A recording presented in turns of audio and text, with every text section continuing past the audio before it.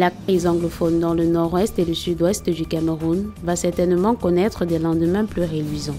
Le plan de reconstruction de ces deux régions en crise depuis bientôt 4 ans est entré dans sa phase préliminaire.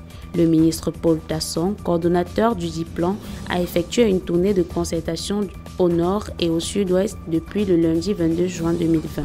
L'élite locale a tenu à rencontrer les autorités gouvernementales, sociales et religieuses des deux régions.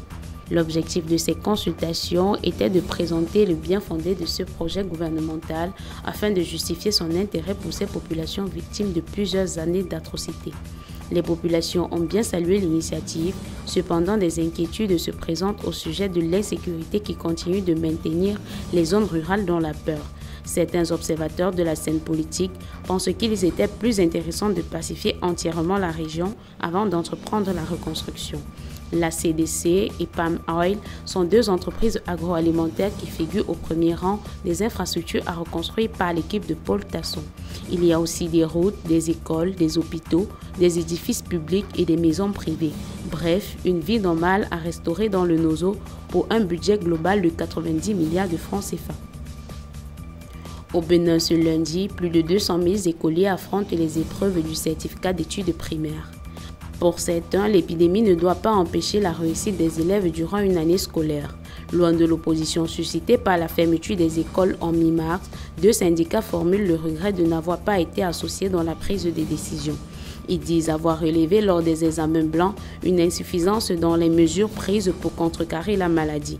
Toutefois, la direction reste stricte sur les mesures de distanciation et le port de masque demeure obligatoire dans toutes les institutions scolaires. Jusqu'ici, rien ne décolle dans la confirmation des épreuves sportives et orales. Au vu de tout ceci, le Bénin a enregistré cette dernière semaine 1300 cas positifs et 21 décès, ce qui attire l'attention des parents, enseignants et gouvernements pour ces jeunes candidats dans ce contexte de crise sanitaire. Au Gabon, en réponse à la récente note de la Commission européenne qui manifestait sa volonté à sanctionner les hauts cadres du gouvernement homophobe, le gouvernement gabonais n'a pas attendu avant de passer à l'offensive.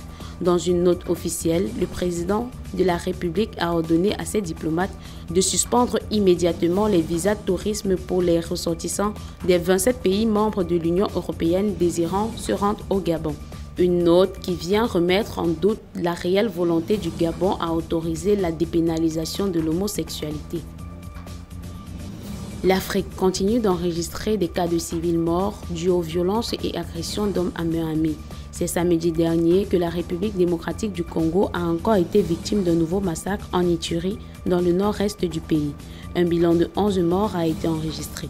Selon l'administrateur du territoire de Djougou, il s'agissait des membres de forces de maintien de l'ordre, un comptable et l'administrateur du territoire adjoint en charge de l'économie financière. L'embuscade a été attribuée aux miliciens de la secte ethnico-mystique Coopérative pour le développement du Congo, déjà accusé de massacres de civils dans cette région durement frappée depuis décembre. L'histoire se reproduit également au Mozambique où des hommes armés tuent 8 ouvriers d'une entreprise privée de BTP. Les attaques dans cette région auraient déjà fait au moins 1300 morts. Toutefois, les dirigeants de ces pays continuent de prendre des mesures pour remédier à ce fléau.